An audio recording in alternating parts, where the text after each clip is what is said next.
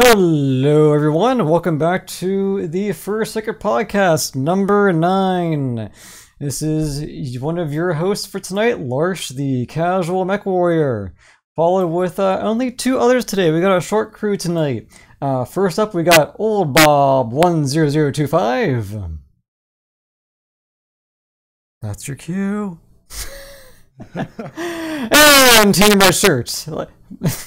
What's up, Larsh? How you doing? Not much. I think we may have lost Old Bob to the fatigue. Insomnia. There. That may be it. Well, it seems like we cannot begin any podcast and just have a good start. Seems like we always have a rough one. So, Bob. Okay, so we're not lying. Bob was legit just here about 5 minutes ago. We were talking about how tired we were.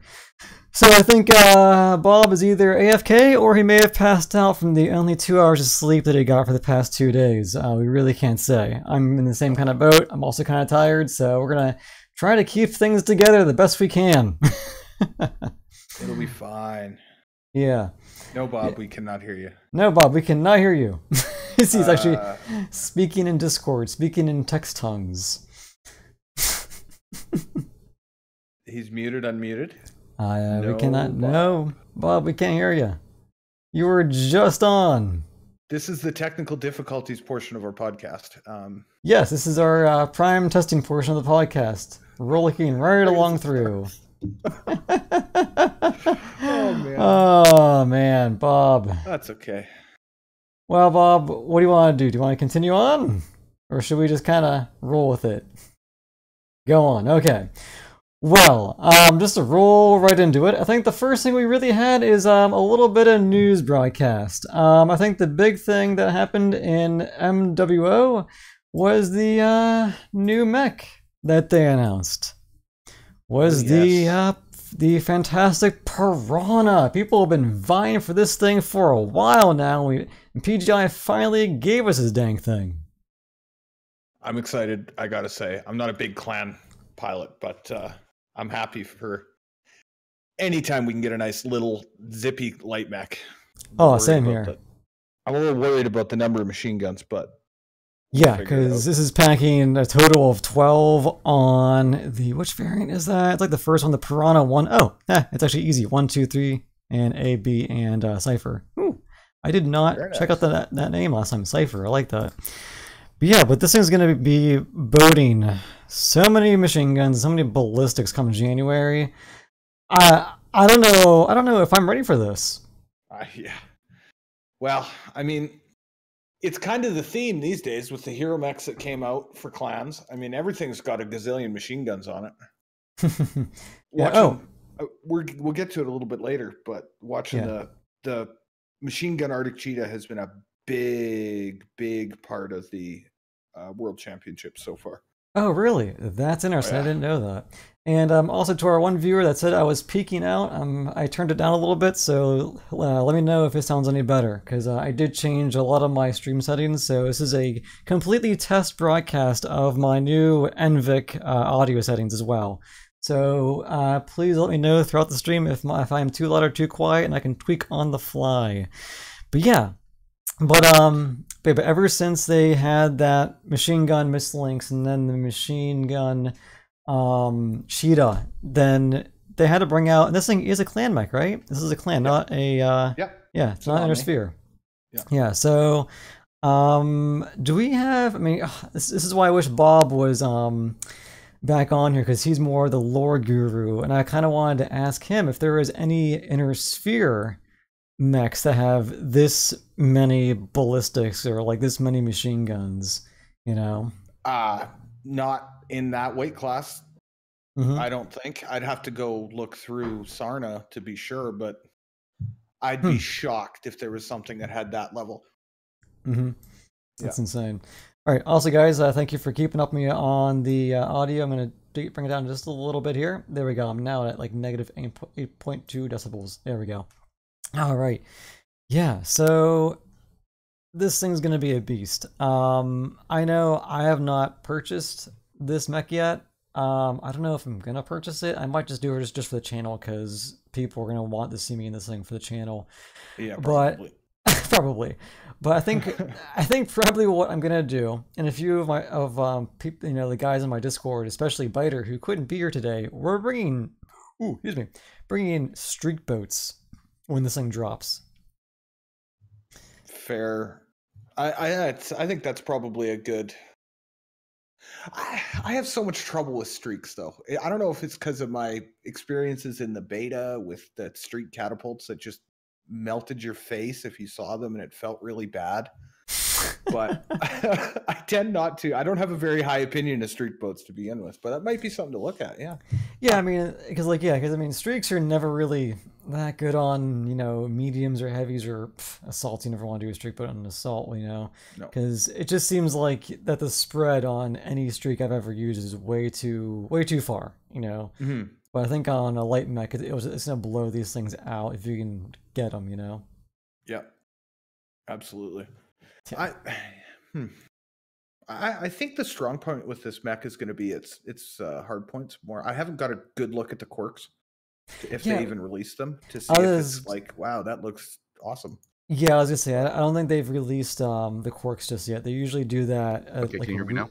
There we go, Bob. Yeah! Oh, Jesus! Victory. Okay. And people in chat, people in chat are saying I'm breaking the sound barrier.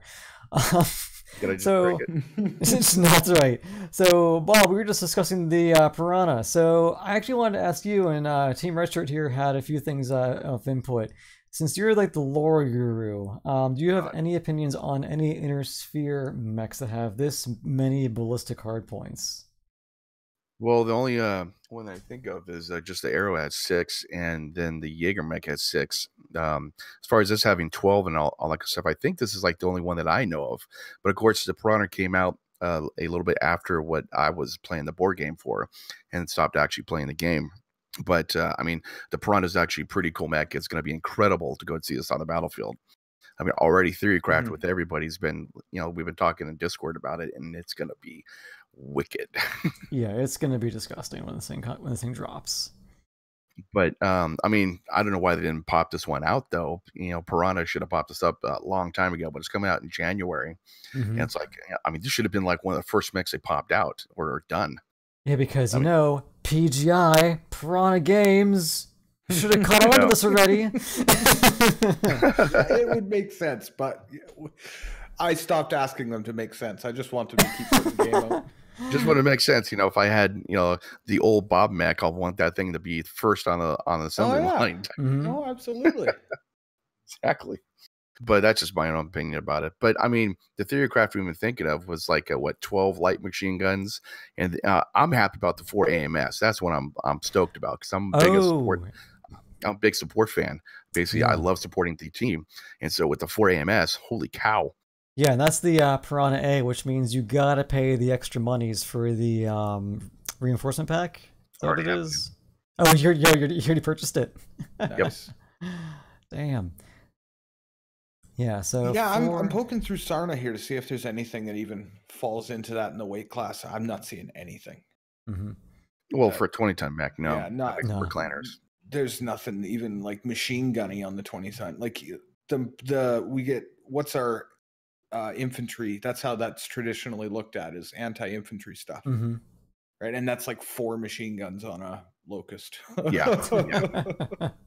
Well, the thing is too, like, since this is a hardpoint one, it's a kind of like a 2C mech, where it was like a backline mech developed later on after the clan invasion. It doesn't have the omnipods like they normally do, like the Mag had or the. No, it's just not Omni. It's hardpoints. Oh, is it really? Battle mech. Oh, that's my bad. It's a second line. It's a second line mech that the clans gave to like their shitty pilots. Say, here, man, go get against the Inner Sphere or something like that. So it's like a trash mech. That's interesting. That's like defense. It's a defense garrison mech. Garrison mech. That's the word. Yeah. Huh. That's interesting. I didn't know that. Yeah, so, and that's what happened a lot of the time in the clan table of organization and equipment, TO&E, in that you would have the second line battle mechs, or so the battle mechs, the 2Cs, all that stuff, are the garrison units would come in behind the frontline units, allowing the frontline units to recuperate and then move on to the next. Yeah, exactly. And the frontline mechs are all Omni mechs. Yeah. Oh yeah, definitely. Because that's, you know, basically they could do anything they want for any type of situation. Yeah. That's interesting. And so you rarely saw, even though like the Atlas II lived in the clan, that saw a little bit of front combat because it's just so tough. But well, like when the when like Kerensky left for the Pentagon star, you know, for the, not the Pentagon in Washington D.C., but the Pentagon stars or whatever they're called. Basically, when he left, they took a bunch of Starlink mechs, which were the Atlas and Locust, all kind of stuff, and then over time they developed it into the 2Cs, and those are like all the garrison mechs that they built, like the Rifleman 2C, the Hunchback 2C, all that kind of stuff, and those are the only ones with hard points. And they're, just like you said, like they're mainly used like after the Omnimex run in, kill everybody. Omnimex keep on going, or the resupply. These guys are just here to go and make sure that the population doesn't try to, you know, try anything. Apparently, there was only a few in the Battle of Tukad. I'm just following the Sarna hole. That is as bad awesome as the Wikipedia hole.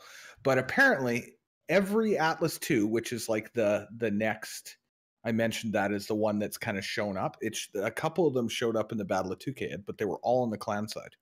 Even after the Star League rolled out all of the badass Star League era mechs that they had, because he took every single one of them with him when he left in 2785. Kerensky did.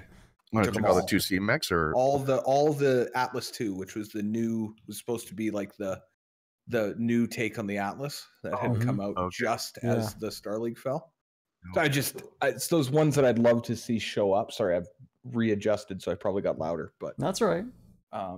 I'd love to see stuff like that happen now that we're into the era where those mechs started to come back, and you know, the updated versions of the new or of the old badass Intersphere mechs would be really cool. Well, like once the Grey Death Legion found the Helm Core and then distributed throughout the Inner Sphere, basically around 30, 40, you know, right after the Ronin War, like of like Kurita, they basically went ahead and started building all these different Star League mechs. They started building like the Thug. They started building the old Crab. You know, started building like all those other, you know, all the other mechs. And so the Star League mechs were coming out around 30, 50, just coming out. And then towards the clans, just in time for the clans. You know, of course, also for just in time for us to buy the little lead miniatures too. Yep, no kidding. But yeah, the Piranha is going to be nice. You know, I'm kind of happy about this thing. It's going to be interesting to go check out. I mean, it doesn't have anything like you seem like capable mask or jump jets per se, but I mean, we're talking 12 light machine guns, and if I could do some cool damage with 6 light machine guns, holy crap! I mean, 12 is going to be incredible. But of course, ammo is going to be the big issue though. I want to give some props to whoever designed it because it looks awesome. Oh, the Piranha itself? Yeah, the actual design of this thing is awesome. Yeah, it's brilliant. I love the little like angry head. It makes me happy. Yeah. Oh, that fits in with kind of how a lot of the battle mechs and stuff have been designed, with the Wolfhound with its kind of distinctive head, the wolf's head that you can kind of see the ears, and the Panther was the same way, and kind of and it's neat to see that on a clan mech, where although like if I was necessarily sorry, go ahead, man. No, it's okay. You know, if I was designer of this mech though, I would actually take and close the mouth a little bit, because I don't really need a big windshield saying shoot me here in the head, you know, type thing. But like I'll have a little slit, you know, a little slit or something like that, or not even that, have little sensors outside my cockpit instead of like shoot me here type thing. But of course, if I'm running at like, you know, 900 miles per hour or something, like however fast it runs, you know, I'm really not going to be hitting the head. Well, they've talked about that with some of the other designs that I'm hoping they come in with, like the Apollo. It's like the new Trebuchet kind of. It's a Free Worlds design that was just an LRM medium, basically, a fire support medium, and it had this huge cockpit glass. It was like, it's like a bay window. Standing in front of the guy, like that's asking to get killed. Yeah, I'm actually looking up right now. Yeah, on reality deviant saying the quad AMS is limited though. You have around 9.5 tons to work with. If you drop the engine to 150, you need 1 extra heatsink, so don't gain much for the AMS, which is true. You know, and so it's more of just kind of like I'm here with some AMS for 1 ton. Yeah, it's just extra protection. Yeah. But like, yeah, go ahead. No, So go ahead, man. now I'm thinking for the long haul is that, whenever this thing drops, we know that the main event is going to be the big machine gun mech. But what do we think is going to be the longer lasting one, like 3 weeks after this thing drops? What do you mean? Well, like, what's going to be the persist? We're going to see a lot of use out of the 3. Oh, I mean, God, it's yeah. an energy bomb. It's just a burner. It's all. It's going to be small pulses. A bunch of torso energy. Yeah. I mean, they're going to be everywhere. I think the 4 AMS is interesting, but more from the perspective of but you can't turn off. I'd love to be able to turn off your laser AMS and leave your other AMS on, because then it's like I have 2 of each. It's a little bit weird, but I'm the ultimate. Like, I run out of conventional AMS, I just flip over to laser and keep moving on. I thought they fixed that, though, to tell you the truth. Oh, did they? I haven't played around with it since, so I could well be wrong. Yeah, I think you can turn off the laser AMS now. Oh, that's cool. Which definitely helps, man. This is what I get for playing as much Arc as I've been playing. Oh, and actually in the comments we got Kova saying 12 heavy machine guns. Oh, Jesus. Well, you couldn't do that. It's 12 tons. Yeah, that's a lot of tonnage right there. Yeah. I mean, like, I'm thinking like either normal machine guns or light machine guns. I mean, you wouldn't have like heavy. Yeah, I think we're going to see a lot of light because this thing doesn't have ECM. It doesn't have jump jets either, so it's going to be just a fast little ground crawler. Yep. Decent size engine. Mm-hmm. Yeah. 180. What's the engine cap? Do we see it? 180. 180. It's 180. Yeah. It comes capped.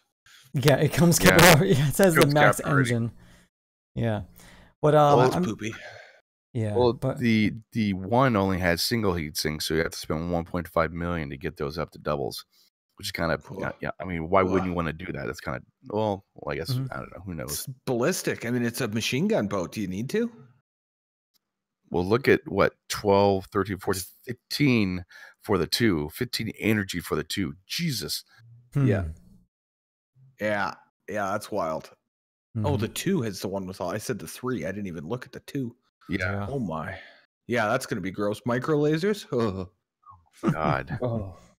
I actually like the build that they have on the 2. Heavy mediums in the arms, and a heavy small in the head. That's weird, or the CT. That must be a thing. And then 612 micro lasers. That's kind of neat. That's gonna be neat. Yeah, but like I think we're gonna see a lot of the 2, and then I think actually the people who buy the Hero, the Cypher, I think the Cypher is a pretty good balanced one actually. 6 and 8. Oh yeah, definitely 9. I mean, I'm a little sad they didn't come up with a missile variant somewhere in these 5. Just it's not like we're gonna get backstabby lights the way we used to, but it would be cool to have one that had a little bit of capability of that, a little bit of punch. I guess if you did that, like how many tons could you put on for missiles though? That's the only issue for a 20 ton. Not a ton. Well, just like that new Irby coming out, how many tons of like MRMs you'd have on that? Oh, I'm loading worms on that for days. Oh yeah. Well, it's like there's a Locust that I had 2 SRM6s on and a couple tons of ammo, and it was fine. It was totally fine.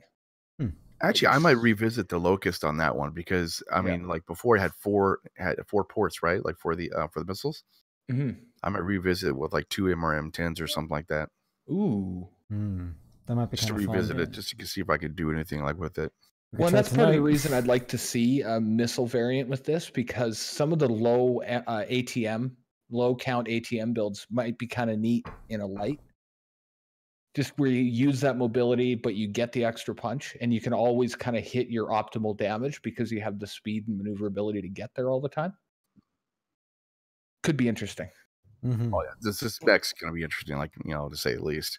I'm just kind of happy. Like the decals look pretty cool, and what the hell that little item fishbowl thing is. I love that. I know that's gonna be interesting. Yeah. 3 copies of Bruce. Bruce, the standing cock. Not the final art they want us to know. Yeah. Bruce isn't gonna look like that. With the decal bullets. I think it'd be funny if Bruce did actually come in like that. It was just like a little like paper. I don't know. I wonder how they decide what pattern to give out. Do they like take it and apply all the patterns and go, this is the one that looks the best, we're going to send it out with it? I Well, guess. well, that's with their art team. Basically, they just kind of just screw around, do this looks cool. Let's have that, type of thing. That's my favorite pattern, far and away. The Franken thing looks awesome. I mean, I do think the and what's that Wolf one coming out like on the 19th? It's the one with like 9 missile ports. Oh, yes, the Arctic Wolf. Yeah, Arctic Wolf. I forgot about that. Yeah, I forgot about that when I'm asking for a missile piranha. Never mind. Yeah, exactly. That's gonna be. Yeah, I actually pre-ordered the darn thing. I cannot wait for that to come in. I didn't pre-order it, but like I might actually just pick it up anyways. Oh, it looks so good. Because that's a Seabill mech for me. For me though, it's just that every missile hardpoint is right above the cockpit or just in line with the cockpit. Oh really? Oh yeah, I noticed that. Dude, the Arctic Wolf, you can gross. Yeah, because and it has missiles in the arms too. Yeah. So you can have right along the top of the mech is missiles. So you can peek with this thing, and then just unleash with the arms if you have to. It's gonna be sick. Oh my God, you're right. I'm looking at that now. Holy cow! It's gonna be disgusting when that thing comes out. Well, you could put like a bunch of streaks and just start like hammering out the just start killing Locustus mechs. Yeah. Well, this thing will be out before the Piranha, so yep, I know what I'm loading onto it. Bet you those two on the outside, although we're probably running into the same where it's like the artwork isn't final. That's always but the two case. On the outside, I think it's probably like 2 or 3 in the arms. So those 2 shoulder-mounted ones are arm. So they'll have a little bit of travel too. Yeah. But still, that's a high mount, so it's actually going to work out really well. It'll work really well. Yeah. Just as long as you take the time to figure out which one's which. It's never. If they just made it always the top, maybe they did. But those like commandos, man. I swear to God, like every game is like the last one to live, and he's like kicking ass. It's like what the hell, dude? It's always that or Locust. Yeah, but like literally every time I play commando, I'm like legged and dead. Every time someone else plays it, they're like running around through our lines, 12 guys trying to fire and kill this thing. It's like and like nothing happens. I don't understand, man. I gotta get good. Gotta get good. All right. Well, anyway, man. So is there anything else we have to say about the Piranha, though, besides just nothing but machine guns or just laser vomit for days in this thing? Micro laser vomit and machine gun vomit. Yeah, I'm interested. That's all I can say. Yes. I have to say something, though. It will actually, the machine guns will get nerfed after this comes out. I got to tell you right now. Yeah. As will micro lasers. Yeah. Yeah. Yep, I mean, it will be nerfed, man. I'm surprised machine guns didn't get nerfed already because of the cheetah and the mislinks.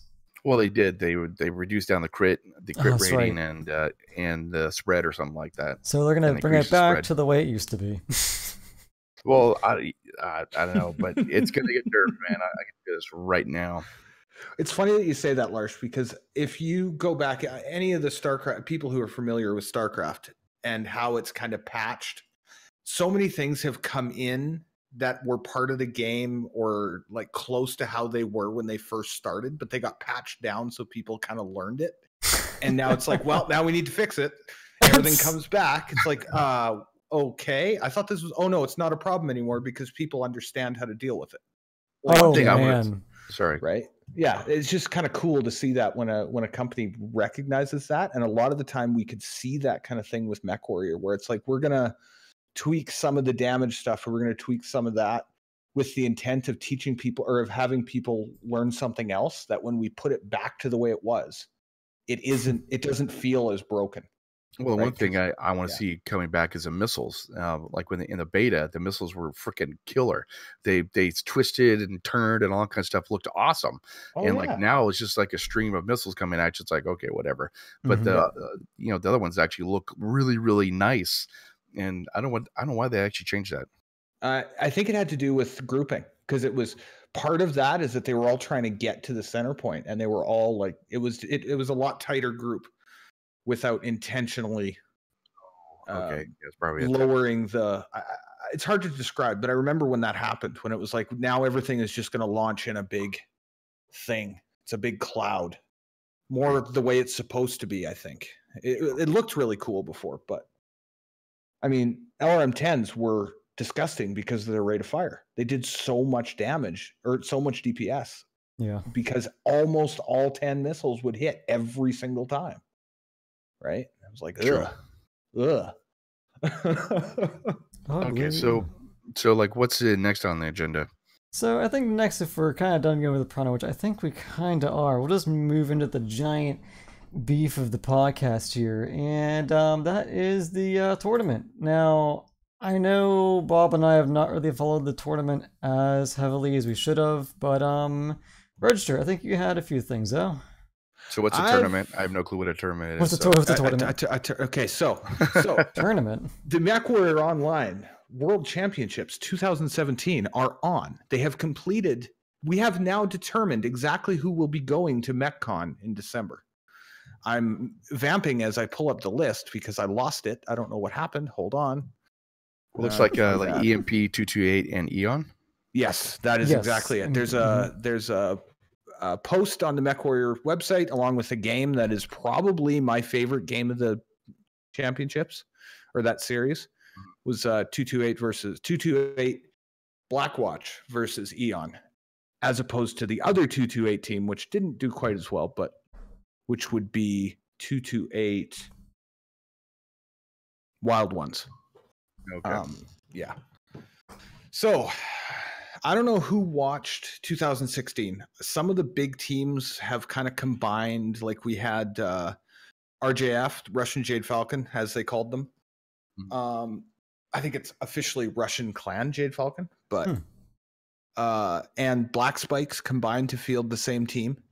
They had like my favorite game or match against each other in the group stage last year. They played an awesome series. It's like a 45-minute series as every game went to cap. It was gross, but it was a lot of fun. So it was cool to see those guys get together and kind of put their best players together. Steel Jaguar played well. Anyway, so I'm getting off track here, but see, the problem is I was all organized on my problems with it and how I've got some issues with how they've kind of presented the tournament. Mm-hmm. That it's kind of hard for me to come up with a summary of the tournament because of the way it's been presented. Well, I think let's go ahead. So, what do you guys want to hear? What do we want to hear? Let's talk about. Well, I currently have the bracket on screen at the moment. I think that might be a good way to go up with this here. Is that, can you explain the bracket? Do we know what's going on with the bracket? That's a confusing one. No clue. Yeah, I know. I mean, it's like Greek, guys. I don't even know. So one of my, let's not get into the issues per se, but as you can see, we've got a top half of the bracket that ends at the White Death Mercenary Company and Phoenix Legion match. That's match 4. If you're looking at the bracket there. Yeah. Okay. So that's our top. That's our kind of top end. We had TCAF, JGX, who I think that's the Jaguar Guards, and RJFS and Eon were all seeded in from I don't know where. It doesn't tell me. I can't figure that out.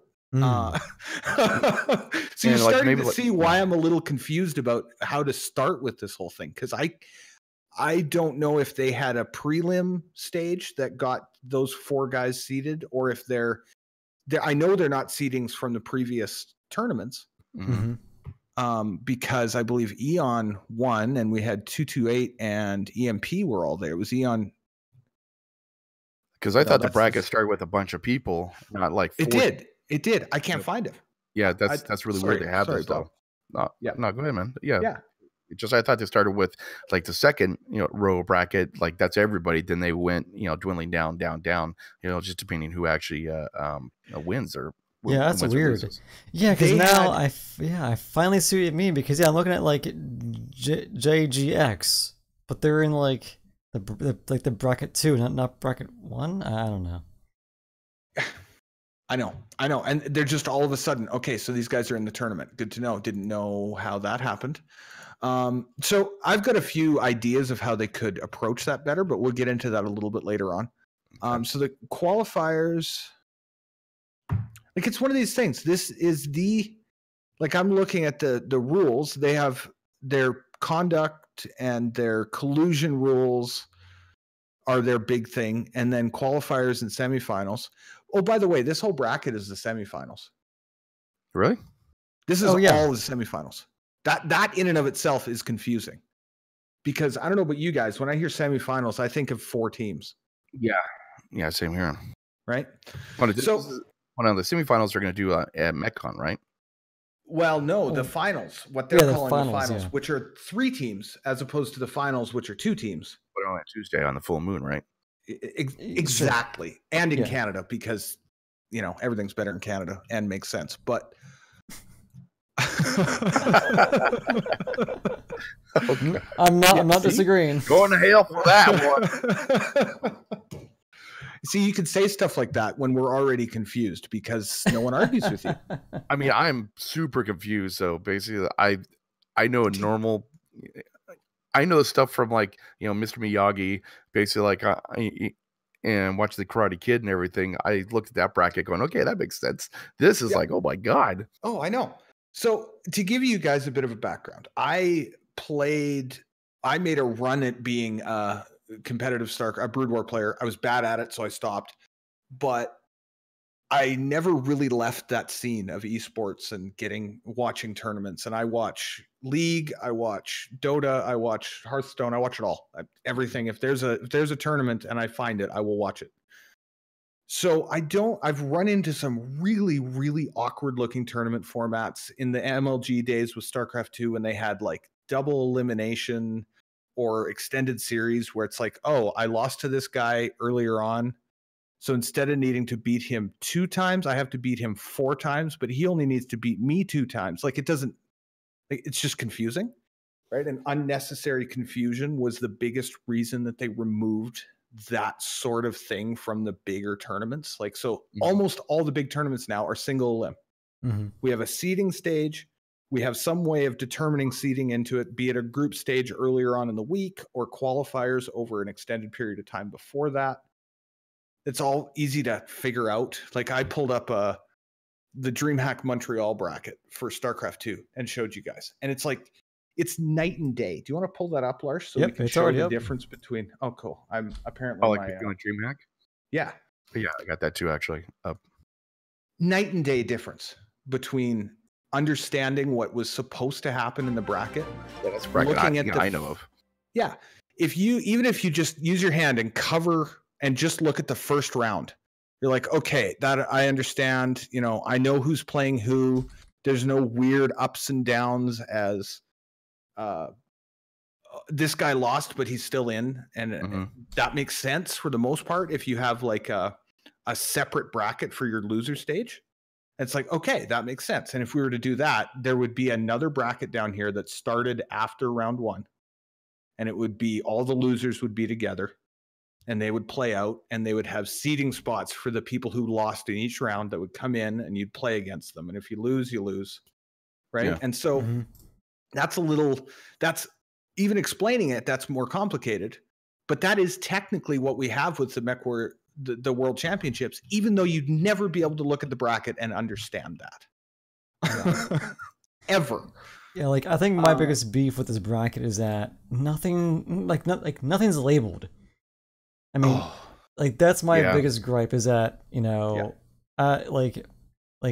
mean, I look at it and there's nothing in here that tells me that this is the first round, this is the second round, or this down here is the double elimination portion. Nothing down here tells me any of that, which is just really frustrating. But I think honestly we could talk for days on end about how confused we are. Yeah. And sadly it's not going to change anything. One part about this that has contributed to the confusion, and I want to bring it up, and that's the way they release the videos. Yes. Really? Because I watched one match, and it was interesting. It was pretty cool, like kind of watch them, see what they do. As far as like the top elite mech warrior type things. But it's like like I watch so many matches you don't understand. Just getting footage, and like it's like almost the most boring thing. But like sometimes I watch just so people get some ideas and everything else. But it was okay. It wasn't too bad, and the announcers were actually really good. I have to admit that they were really good. hats off to MDM Zero and Bandit. They have done a great job this year. They have. Yeah, They knew what to talk about. They're running around. They knew exactly who was who, what they were doing, what position. He went over here for this. These guys are. I mean, they were awesome. Yeah, and they knew the actual like basic loadouts of all the mechs. And yeah, I mean, granted, I hate to say, I only watched it for about like an hour today because I hadn't had a chance to watch it all week. And I didn't watch it as much that like last year, but I thoroughly enjoyed watching this. It's like I mean, probably next week, whenever I go into work, I might just keep us have on my side monitor just as background. Yeah. No. There was some really good games throughout it. Like Osiris and EMP, I think was the one that was. It was a 2-0 for EMP, but they were close games. EMP has played really well, guys. Like we've run into them. We run into them in drops fairly regularly. I don't know about you, but I know I have. I've played against a lot of those guys, off and on. They don't know that, but I remember. Same with the 228 guys. 228 is a lot, yeah. Yeah, and it's really cool to see, and that's one of the things that kept me interested throughout, even though I had no. I guess that's one of the problems with a confusing tournament is you have no idea of the storyline. Like I can look at now that I've understood how this bracket works, I can go, how did EMP get here? Oh, okay. Oh, they went 2-0. They went 2-0. Yeah. They went 2-0. They went to. Oh, okay. They just rocked everybody. Cool. Good to know. Right. But that's not an apparent, evident thing. And if I were to point to a drawback that Bandit and MDM Zero had, it's that they don't really build a storyline. Hold on. I gotta stop you there. I was thinking about this, like when I was watching it too. Do you think it'd be better if they did something like WWE, like where he said, "You're going down, EMP," like that? That's not a bad idea. Kind of trash talking in interviews. They need to have some interviews. They need to get some. I was hoping we could. I don't know if anyone listening or any of you guys know any of the guys on any of these teams, but if so, let them know. I'd love to talk to them at some point about. Well, at 228, I might know a couple people. Like I talked to a couple people, but it's like, I mean, I think that'd be kind of funny though, and plus also get people more like involved into watching this. You're going down, EMP. Absolutely. Your mech is trash to my compactor. Oh, well, I mean, it would definitely make personal grudges or personal challenges. It's kind of like when you watch NFL when the person gets interviewed and one player talks about how they're gonna destroy the other player, and then all match you're wondering, oh, is that guy gonna like do the thing he was talking about? And you're just wondering the whole time, and just waiting, and just like in pure, it's like just wanting to see it. Exactly. It should be kind of just kind of like funny things to do in the game to make it more interesting type thing. Yeah, and I think we kind of like lightly touched on this last live stream too. Is that I think I brought up like, do they actually do interviews with these players? And I don't know if they actually. Yeah, that's right. Yeah. Apparently not. Is the sad answer to that. I know there's been some reluctance on behalf of some of the players to do that sort of thing. I don't know about these guys in particular, but I know that was a problem in 2016 where it was like a lot of the teams were like, just let us play our games. That's a little upsetting because right? if you're here trying to build the community and you want to do this tournament, you should be willing to say, yes, we are here to help promote your game and we want to make this thing exciting. Yeah.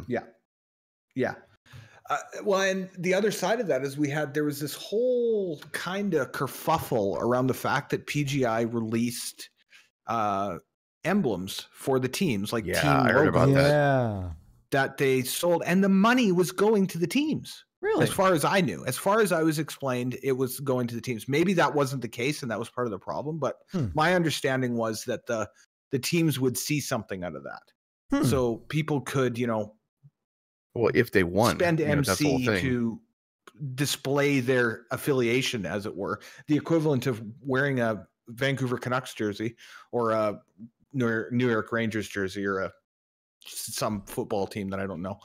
Baltimore Ravens. I know a team. What are sports? Sports. What's that? Sports. Yeah. But so like, that's one of the things about pro sports is there's the market to it. People want to, and yes, it's a money grab, people to spend their hard-earned money on something that gives somebody, but it's also lets these people say, I'm a fan. I enjoy watching this. Let's, Yeah, well, it's less, and and like, so let's just take the case of the NFL. I Yeah. mean, Mhm. I grew up in Pittsburgh all my life. I'm still in Pittsburgh. I don't watch much football. Steelers, right? Yes, exactly. And so you're a But Raiders fan? Yes, Oh, okay, that's sorry. two. oh, dude. Okay, I'm not that big into sports, but you'll get decked in the face if you say Ravens. But freaking Suggs. By the way, I think I said Baltimore Raiders, which is wrong. I but said okay. Oakland Raiders, but yeah. It's the Oakland Raiders and the Baltimore Ravens. Baltimore Ravens. But the thing is though, but back in high school and partially into college, I bled black and gold, and I would buy the the hoodies and everything. So imagine if they had in game a 228 emblem. You could put it by a decal, Mhm. and then you could be like, yes, I have my cockpit full of 228 swag. That would be a way to promote some stuff, I think, during Yeah. when they do these tournaments. Because I mean, as sad as it is, they did promote this tournament a little bit, but it's there. But I don't really know many people who have said yes, I've watched this and said yes, I'm excited.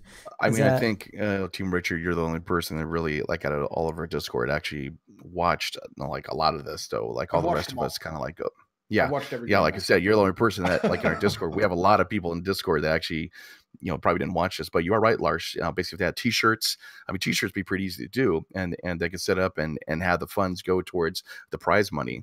But of course, you got to Yeah, get permission, from the from the teams to go ahead and do that, which they didn't do the first time. exactly. Mhm. Exactly. And if it were me, I would have been like, okay, guys, let's just don't do that again, but okay, cool. But Yeah. some Oh people yeah. threw up a stink and made an issue, and so that isn't a thing that they do anymore, which is too bad because there needs to be a way for fans to get involved other than just watching, right? Yeah. And be it following the storylines that the casters create. Or what just happened? Sorry, I'm reading my chat, and Stephen Ellis just did something. Oh my god. Okay, he says, have the beef. Say, Oh, All right, no. Bobby, go ahead and read now. oh my god. I'm going to rip off Proton's arms and legs and shove his head up the jump jet and turn him into a donut. Imagine See- Beast's voice saying that. Yeah. See, that'd be perfect. Yeah, and those are the interviews we need. Oh god, Yeah. that'd be so funny. Although, we're a long ways from that in other esports too. That's Oh a yeah. bone of contention when it comes to StarCraft, where you hear so often from Korean players, you hear, well, I just want to give my fans nice games and play as good as I can and hope it'll all go well. When this guy's an absolute monster who's going to crush anybody in his path.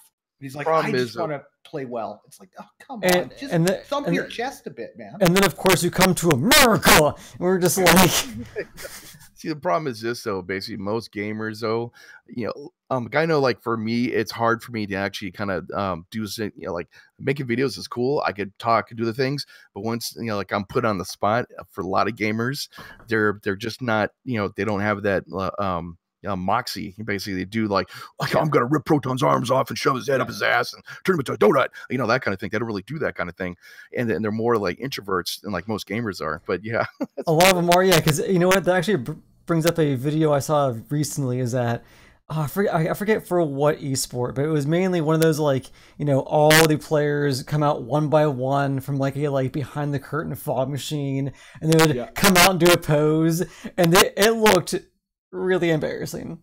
Oh, some of those are so bad. But I remember there's every once in a while somebody steps through and does something amazing. Yeah, there's always Yeah. a handful. Yeah. Yeah, and I mean, there's some good people out there. Yeah, guy named MC in the GSL intros in, I don't even know, it was like, so this is StarCraft 2, it's in Korea, it would have been 2011 maybe. He walked in as the Undertaker with the coffin and everything and pointed to the guy, and it was like it was awesome, and people still talk about that. Here I am, it's like 5-6 years ago. Mm-hmm. Right, but the problem is that's one of the few shining examples of really good kind of pre-game ceremony that we've had in StarCraft. Yeah. And I always point to the fact that in general, people who play StarCraft are the intellectual side because it's that kind of game. Maybe I'm a bit of a snob, but you need to have your brain on Yeah, if for you're gonna do StarCraft, well for in any of those that kind of game. games, my God, yeah, you do. With the amount of trash talk that we see in MechWarrior Quick Play, why is it that we don't have something to do with that, with that, some hype? Like, get these guys in between, get the captains in so they can go, yeah, no, I thought that was a pretty good move. This was our plan. Oh, by the way, you guys suck. Yeah, right? but the thing is, like most of the time, like with like the NFL, you always have them like, oh, we played a good game, they played a good game, Yeah. and like we did this, and but it's like it's so scripted so much that basically, like when you watch these NFL like interviews, especially basketball ones, watch them afterwards, you're sitting there going like, dude, that's scripted. Come on, Yeah, because these guys everyone's have been really taught good. how to say it. Yeah, exactly. Yeah, because they don't have those skills either. They've been playing basketball or football their whole life. Exactly. But with gamers, though, like we're such introverts that basically we'll just we don't know what to say type thing. Being put on the spot. Yeah, it's just like, yep, I played good. I hit the buttons. Exactly. I did the things. Yeah, exactly. Spectre's talking about better casters. I assume that's what you mean by match hosts. Yeah, that definitely does help though. Like it'd be nice to see another pair, so we can kind of see some contrast. I'll put my hand up if the Piranha Games guys want me to do it, but they don't know who I am, so I know kind of dog shit. I know last year when they had this tournament, there was a very slight petition to get Majestic to do it, but I don't think that ever. Because because that guy, he's constantly on hype all the time. Yeah. Or Haven. No, man, Haven be good. Haven. Do I know Haven? The other thing to think about, Haven Hendrick. How often people complain about just hype casters in other esports, right? Like that's a big complaint. Is this is only hype? They're hyping something that isn't even worth hyping when you have people who know the game, right? It's like, oh, come on, guys. So there's a balance to be had with that. You don't want it to be just blood coming out of his mouth as he's screaming so hard about how amazing nothing is, right? Like you don't want it to be that. I just love Spectre. Spectre's like, his videos make me sweat. He breathes energetic knowledge. I will concur with that. Well said, Spectre. Well said. Yeah. Yeah. No, absolutely. There's a few things they could do to kind of make this whole deal a little more easy to understand. And I think one of them would be to go to a traditional, like maybe a group stage, where we have 3 or 4 teams, or like 4 teams, divided into, say they have 32 or 64 teams. They divide them into groups of 4. They play each other, and then the winners play, the losers play, and 2 guys advance out of each team. That would be interesting. Group, right? Yeah, so have a easy, 4-team. Yeah. So then that way you just determine seeding. So say you have, 30 round of 32 into the 16. You're eliminating half the players. The winners of each group are the top 8, and then the second advancers are the 9 to 16. Right? Bam! There's your seeding. We got it. Let's move on. Simple. What were you gonna say? Trying to think what I was gonna say actually. Like I completely blanked out. Damn it. But yeah.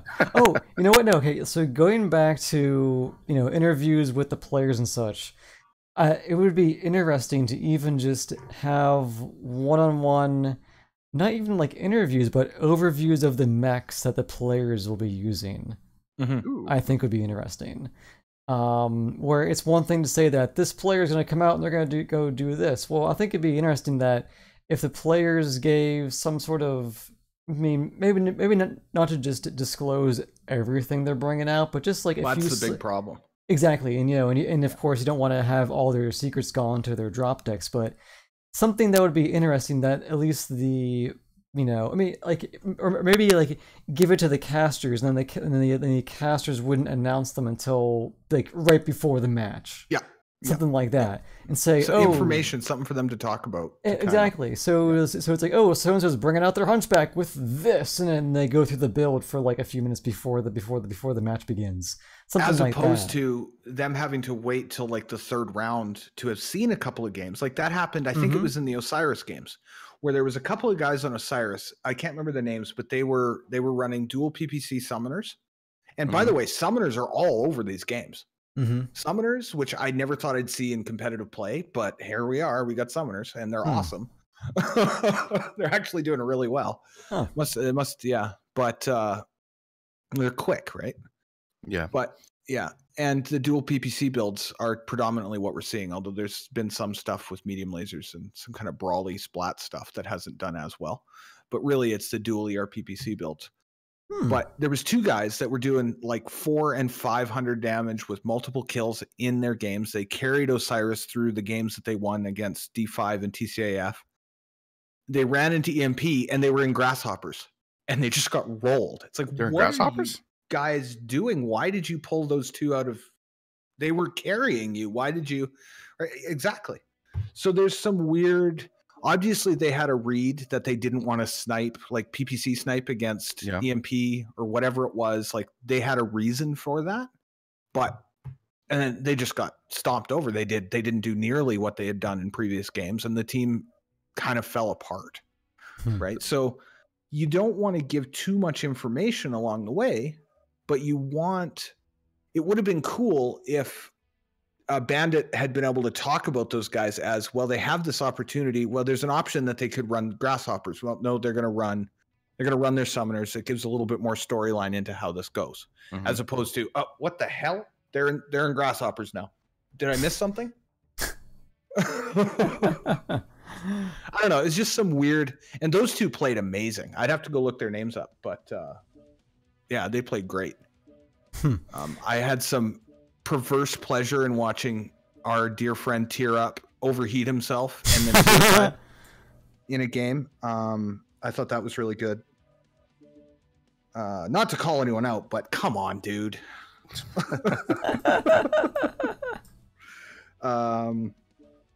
What else? What else is the big? I don't know if there's anything other like this was really cool. Like, Well, I think game-wise. Sorry, go ahead. Go ahead. Oh my God, I was going to just.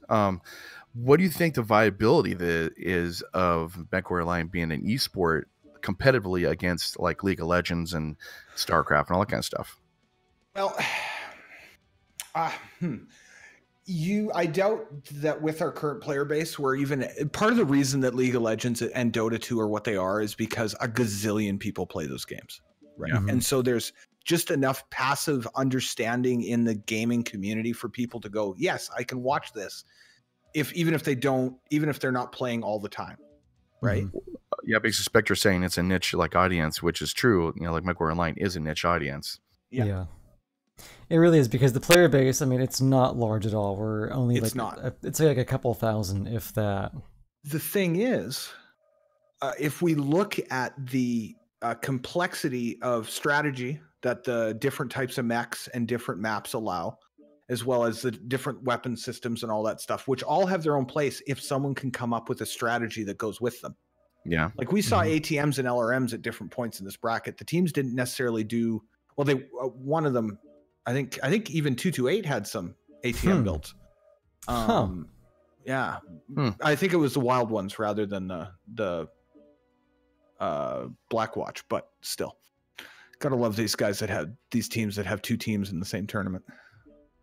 But well, basically, like, do you think the prize money and everything else would actually be better spent on developing maps or creating like other things, or like more focus towards the game itself? I don't. I think that, I mean, we're at a 50 some odd thousand prize pool. Part of that is brought about by the funding things that they did with the whatever tournament supporter packs. I think that this game has a lot of viability to be possibly good, as long as there's enough, as long as people can understand it well enough. Do you know what I mean? Like part of the reason that StarCraft has become what it is that people can recognize a high skill level, understand what it means to be good at the game, and watch the game in a way that's understandable to them, that they can go, oh wow, that's amazing, but then play their own game. Right. And we don't have a huge the one drawback is that the people who most watch MechWarrior World Championships are the guys that are already playing. Like I said, I recognize EMP and 228 guys from playing against them. Right. And that was what kind of kept me going through the really confusing, no overarching story of the tournament. when I was just randomly flipping through games because they were uploaded in the most willy-nilly, not nonsensical way ever. But I was able to look at stuff and go, oh, I know that guy. I'll watch him. Like try and pick up some stuff about how these guys that I've played against have done. And like we say, get a little bit of perverse pleasure from watching the ones that I haven't had the greatest interactions with, right? Just completely just potato all over the place. Oh, I got my list. He had a couple of good we games, do. though. I got to give him some credit. He had some really good games. He also had some really weird decisions, like giving away a flank with a long-range ER laser shot that just was like, what did you do? You did nothing, but you gave away your whole flank, and the team lost the game because of it. It's like, wow. Why? But Spectre has a good idea. Honestly, it would be cool if PGI released a few mech variants based off comp players and their builds. That'd be interesting. That'd be cool. That'd be actually really cool. Yeah, I agree. That'd be really cool. One of the things about that I wasn't aware of until it was in game, because it wasn't something that jumped out at me from the rules, is there's no MC mechs in the tournament. It's only C-Build mechs, which is pretty cool. I mean, also gives some explanation to why they put out some of the C-Build variants for other mechs as well, because it's like, because those were really good versions that you would not have been eligible for the tournament. Or like at least trial mechs when they actually go bring them in there. Yeah. It'd be fine. Yeah, I mean, that'd be fine for me. I would actually like that, to tell you the truth. Yeah. There's lots of stuff that could be done with so tonnage rules. It's a 2-2-2-2 weight class structure. Yeah. So that's cool. It's 2 assault, 2 heavy, 2 medium, 2 light. Which is what they begin with, like anyways, like beforehand. Now it's just like whoever's playing. Yeah. Oh, they got 7 assault mechs versus our 6 light mechs or something. It's like crazy. Interesting. They're locking resolution. Yeah, like 1920 by 1080. Locked resolution. You cannot adjust your resolution. That's the kind of thing that people don't know this. It's one of the things that's kind of the background stuff to some of the tournaments, but that's like the biggest complaint when it comes to StarCraft tournaments. Not so much anymore because lots of the players are 16 by 9 gamers, but there was a whole generation of people who played on 4:3 monitors and could not get their head around StarCraft on a different, because it just changed the layout. It changes everything. It all fits the same, but when you look at a gap, it doesn't look right and stuff like that. And it was a really big thing through the first couple of years of StarCraft 2 as they kind of had this fight with people. Is it's like, I brought my own 4:3 monitor to plug in. Like, what? Okay. And then so there's a referee and everything comes down on that. And there was some kind of weird stuff that went on the more settings were restricted, which is why a lot of the time the tournaments have gone to, here's our setup, here's everything, just play the game. I don't know. Is there any big questions that you guys have about this that I can try and answer? I don't have a whole lot. I mean, truly though, like I think the questions I asked is like, like pretty much make it better as far as like more exciting to watch, I guess. Like with the interviews would be kind of cool. Mm-hmm. Yeah, I agree. I think that there's a lot they could do to kind of bring the that's essentially excess content, ancillary content that happens just because it's going on. And true. Unfortunately, I think with the method that they're choosing to do the finals, which is we're having a one day event, and on top of it, we're going to play the finals games. Will kind of limit how much time they have to show off content like that. So I don't think they have any draw. I don't know that they see that there's a place for it. You know what I mean? And that's typically where that content comes up. It's like, hey, here's a road to the playoffs with this team. And we'll talk about their games, and we'll have some of the commentators come up and say, I really liked how they did X, and Y was really embarrassing for this player, and stuff like that. And that's how we got here. Yeah, true. Yeah. That kind of thing really helps to, I've mentioned it a few times, storyline. And that's my biggest complaint I could not at any point look at a YouTube video and know where it sat in the video or in the tournament, because it wasn't like round 2 RJF versus. It was just MWO WC 2017 RJF versus Eon. Yeah, it's not numbered as anything. It's just there's no indication. Yeah, generic match of this. Yeah, gross, just gross. So if we were to talk about what I would personally like to see, I think we need to do away with this 3 teams going in thing. We need to go to a tournament bracket similar to the one we showed off with DreamHack. Simple, easy to look at. When it pops up on screen, you don't need to like zoom in and out to show where the hell the guy is.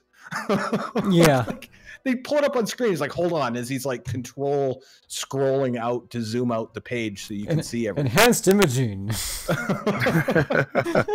Oh God. You know, no. Man, I still have those like on my hard drive. I only began to watch those last week. Oh God. Great, dude. They're all great. I'm in the middle of rewatching Dragon Ball Z with my food because I haven't seen it in years since I was a kid, and I was like, I'm gonna watch that. You need to go ahead and watch Super.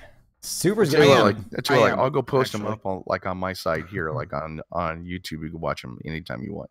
Oh yeah, there you go. I download all of them, and it's just fun just watching those things, man. Oh yeah, dude. I enjoyed the hell out of those.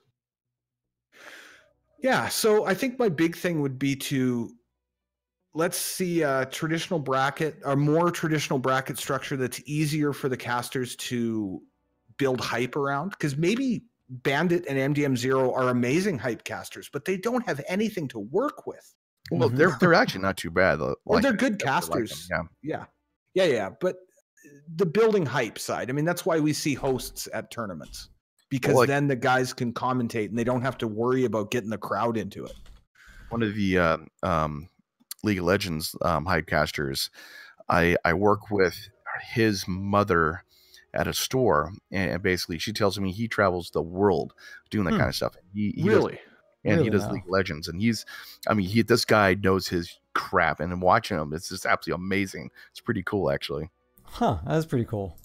It would be really interesting to get a chance to talk. I wonder if you should yeah, I'll go ahead and see if I could get his email address. Yeah.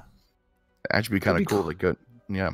Well, it'd be cool to have somebody who's not familiar with MechWarrior look at this tournament and see what they say, because it's easy for us to go, I know that team. Okay, that's a personal storyline that I can follow. Yeah, and that's a good point. Yeah, bring in someone who has no knowledge of the game and say, can you follow this? Yeah, that would be, and let's be honest, if we have someone who people know on the internet, other than us, of course, I'm not in that group, but other than you gentlemen, but someone who has an opportunity to, say, hey, yell at PGI on Twitter. Look, I've got, I know what I'm talking about here.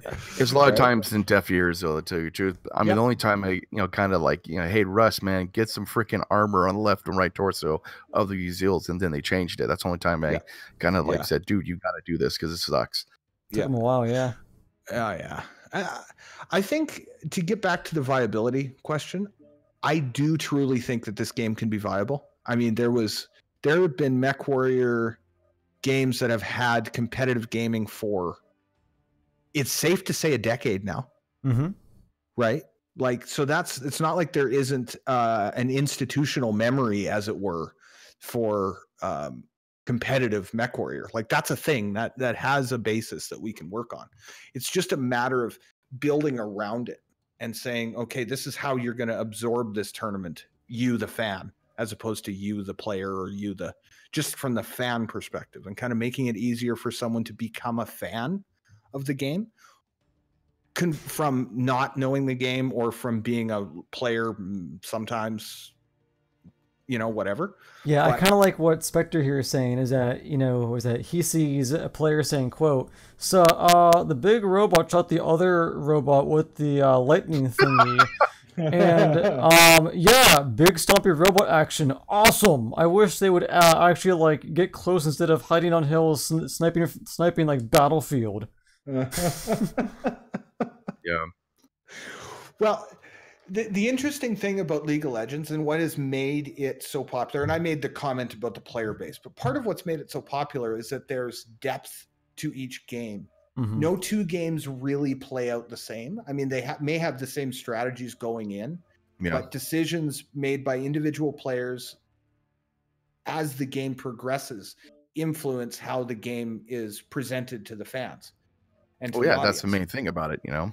And one of the things in that example game they put up on the MechWarrior website was that you could see the point when the player or when his team called him off and said, okay, you don't need to push for that anymore. Just make sure we have our one cap. We're going to win this. Right. And it's he retakes Sigma, kills Colonel O'Neill to take Sigma. What about the Stargate? Flips it back over, rolls around to get, this is on Canyon Network, rolls around to Epsilon. Supernova long ranges him and takes out, he's in an Arctic Cheetah, and stops the cap, but he'd already neutralized it. And instead of fighting it, instead of doing anything, he just backed out. And you can see he took a step forward and his team was very evidently like, nope, get out of there. It's fine. Just back out. And so he just rolled back. And sure enough, he was able to defend Sigma for the 30 or 40 points they needed. Game ended 750, 734. With a 4 cap against him. It's like they knew they were in a position to say, we're good. That's fine. That isn't evident to somebody who doesn't know the game as well as we do. Mm-hmm. Right? Like where that comes in. So in that point, Bandit is going ballistic. And MDM0 is doing his best to figure out whether it's going to happen. It's like you can hear him clicking away in the calculator in the background practically as he's like, is this going to work? So there was some really cool stuff like that where the fact that was a possibility and that tension existed for even a moment gives me a lot of hope for MechWarrior in general as a competitive enterprise. Well, who knows? You know, it might actually become something like in the future. So it just all depends. You know, like it's just a matter of time. Everything great comes over time, and it's just not. You know, it can't just be like this year we're going to have the best MechWarrior thing in the whole wide world. It just comes over time. Everything you do has to be like that. So you know, it'll be cool. I'm gonna definitely watch it during MechCon. Don't get me wrong.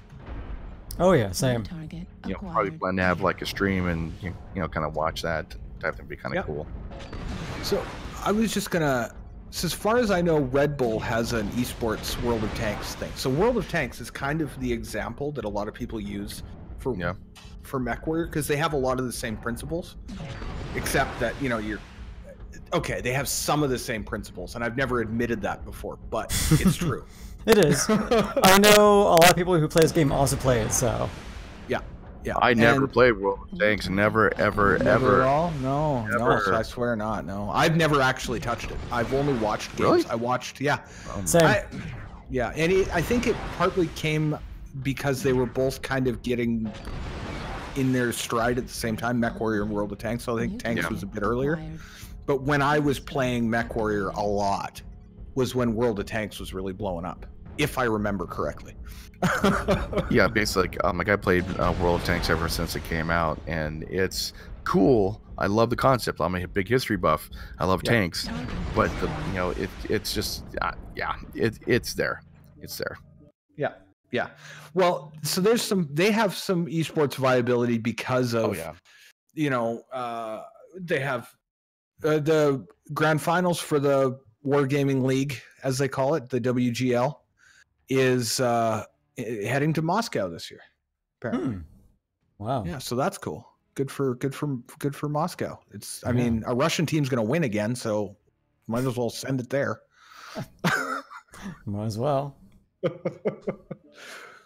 But anyway, just trying to think. Is there anything else? I don't think so. I'm not 100% sure I made any sense today, but I feel like we've talked a lot in circles, but I think we've gone over the tournament as much as we could. Yeah, a lot of circles. Well, and I think though I keep coming back to stuff like presentation and storylines and stuff like that. Those are the big things that make an esport that make an esport bring it up to the next tier. When anybody can look at it and go, oh, cool, I can follow this, even if they're just following it through tweets as people talk about games. And they're like, oh, cool, I have a picture in my head of what this tournament looks like, and that is not in any way present with the World Championships for me. And I really struggled. Drop the mic. It's just tear us out. No, but I do agree with you. But I know probably starting next week, whenever I have more free time, I'm probably gonna just start watching these matches and see if I can find out what like the actual order of what they go in, because that sounds like it's a hard thing. Well, if you guys are sitting here listening, just go over to the MechWarrior Online YouTube channel without navigating away from YouTube. Don't do that. I hate you. Hit new tab. There we go. Anyway. And check out, just look at the uploaded videos and you'll see what I'm talking about. It just doesn't make any sense at all. Ugh, gross. Well, I'm going to watch it just for some ideas about like how to play it, everything too. Yes. I guess I didn't say that. I didn't say that. I really enjoyed the games that were played. There were very few times when I was like, what is this guy doing? The drop decks made sense. The strategies made sense. There was new stuff happening. Like I watched a Kappa push through Tourmaline Desert where they dropped on Team 1 and they all went to C, like Lance C, and pushed out towards Kappa, which I've never seen in a game before. They took that top road down into the bucket that is around Kappa, right? Yeah. And it's like, wow, this is brilliant. Unfortunately, someone let go of a large laser shot and gave away the surprise. But it was like that would have absolutely just turned because none of them were looking in that direction at all. It's like they would have walked right into the back. Two executioners or two maulers and a grasshopper and something else would have just stomped into the back of the enemy team and ripped them to pieces. Instead, they got torn up. But there's been some really cool strategies used by the different teams, and I want to give props to everybody who sat down and said, what can we do to get good games in this tournament? Because there were some awesome games in this tournament. Yeah, I think that's probably the main reason why I want to go ahead and rewatch these, actually, is that this game, watching it in third person from that view definitely brings me back to when I played tabletop. And and it really makes you think like, oh yeah, this game actually is strategy when you take it out of the usual pug land of just run and gun and shoot and die. Yeah, it's nice. There's a ton of strategy like in this game. Yeah, but I know, people like don't use it. Yeah. Oh, sorry, go ahead, man. Yeah, but I was just gonna say, but people don't use it. And that was about it, really. No, they don't. Yeah. Well, like I know, like when I do pushes and basically I'm going over a hill or I'm about to go over a hill, I hope to pray to God someone actually places a UAV so I know what's behind the hill. And so basically when I kind of decide what I'm doing, information warfare is one of the major thing about this game, that you got to know what's going on if you're going to go, okay, let's push Gamma 5, let's go there and go attack there. And there's a lot of strategy like in this game. Well, I think one of the bigger things too is that the murder ball has become so prominent and such a thing where everyone just kind of groups together and then they just ball into it and then they roll. Yeah. And I was just going to say, I think part of the reason is that people have gotten yelled at so many times for going off on their own. Yeah, well, people who don't have any other concept in this game but to cuddle up to the guy next to him and block as they're trying to trade. Well, I think that happens all the time. Well, I think the issue is that people will go off on their own, but they won't communicate. If they communicated and said, "Hey, I'm going to go over here and scout," then people wouldn't complain. Absolutely. Well, I know that during like events, always like they want to get the extra points of damage, so they run right in front of my rack 5 rounds. It's like, okay, well, this is kind of sucky. Oh yeah. Yeah, I know. I know. You feel my pain, huh? Oh, I do. I fed MRM-30 to the back of an Arctic cheetah that jumped in front of me to take a shot today. I felt so bad because it was like I was clicking. It's like there's no way I just let it happen. But it's like I could have moved my torso and whatever. I just melted the poor bastard. Oh, jeez. Oh, that sucks. Oh yeah, it was in Frozen City. He hopped up on one of the little half buildings to get a better shot. Mm-hmm. Yeah, his torso disappeared. Whoops. Oh, jeez. Okay. But yeah, yeah, same here. Like, I think we've kind of reached the pinnacle. I mean, do you guys have anything else? I don't have much, no. Yeah, questions from the audience there. Yeah, questions from the yeah. Any questions? We'll wait about 15 seconds because I think that's my that's my delay too. Mm-hmm. Got to give them time to think after they hear it. Yeah, questions from the audience. Why is the sky blue? Why is the ocean blue? Yes. Now you're giving them ideas. Well, Spectre's like, oh shit. Oh, see, he's thinking. Is it a good thing or a bad thing? The audience is thinking. Yeah, worries me. I'd be interested in what the viewers have to say about this mech. Like, just give us a quick, like, did you watch it? Did you not watch it? Were you interested at all? Yeah, I would say that's probably the biggest thing. Did you watch it? True. I should have figured out how to put a poll on the stream, because I think it's a thing I can do. But I should learn. I should learn how to do that. Probably get a thing for that. Yeah. Well, for next stream, we'll ponder it. But Spectre says I watched one match of the tournament and the final match, and that was it. Larsh, you can use that. Oh, nice, thank you. I'll have to use it later. Stevenson says, are they going to have graphics details setting to at least medium? I don't know what that means. Are they going to have the graphics detail settings to at least medium? What were the people doing the stream? Did they have their settings on low? I don't think so. Well, I got mine. I mean, I didn't really take notice of that, but I don't know. I didn't spend a lot of time looking real close to see how the textures were, but I mean, you could see when stuff broke off max, so that was good enough usually. Yeah, I think that's kind of my. And they're zoomed out so far away, you really can't tell. You know. I saw one person that can set the graphics to low and be able to see through walls. So that's interesting. Yeah, that is one thing, because you're actually lowering the textures and such, and a lot of times those textures don't load immediately when you're on low. Yeah. Well, who knows? Basically, you guys have any more questions? I think that might be it, guys. Okay. Well. Okay. All right. Well, I think with that, we're gonna wrap things up then. This has been Larsh. Question: can we form a comp play team? Oh, we already did, didn't we? Well, I actually did make comp team, didn't we?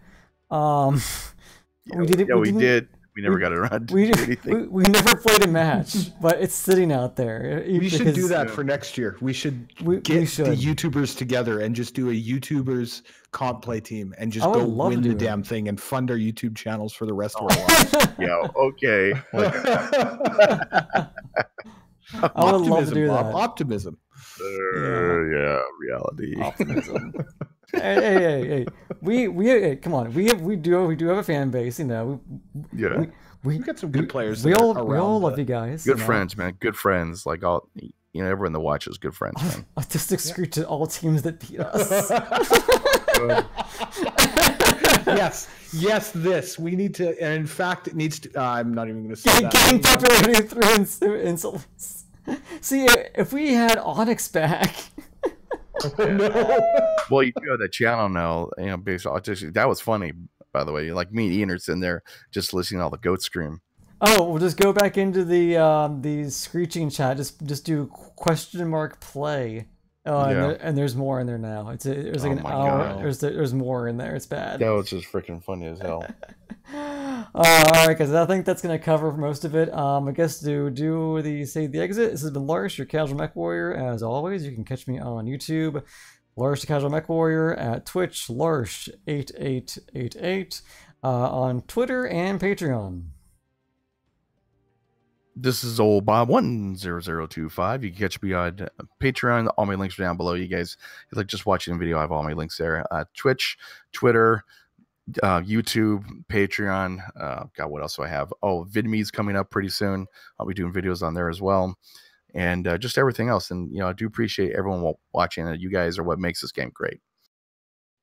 This is Phenom from Team Redshirt. And we're on Team Redshirt on YouTube and Twitch. It's really easy. Just search for us and come give me some subs. I need some more subs. Yeah, come on, guys. You're listening. Come give me some sub love. Yeah, give me some subs, guys. I'd love to do this, and actually put a run at this, but let me go ahead and link you like in there also too. Hold on a second. Oh, brilliant. Yeah. Hold on a second. And plus also too, I'll have all the links on my videos on YouTube for everyone here, Larsh and Team Redshirt as well too. Yeah, let me go ahead and find that link for people. Links are in description there, Mr. Spectre. And I can't post links into Larsh's Twitch. Yeah, so it's the same here. Actually, I got that. Just hold on a second. I got you like on my page under recommended. So hold on a second. I saw that. Thank you very much. Oh, no problem.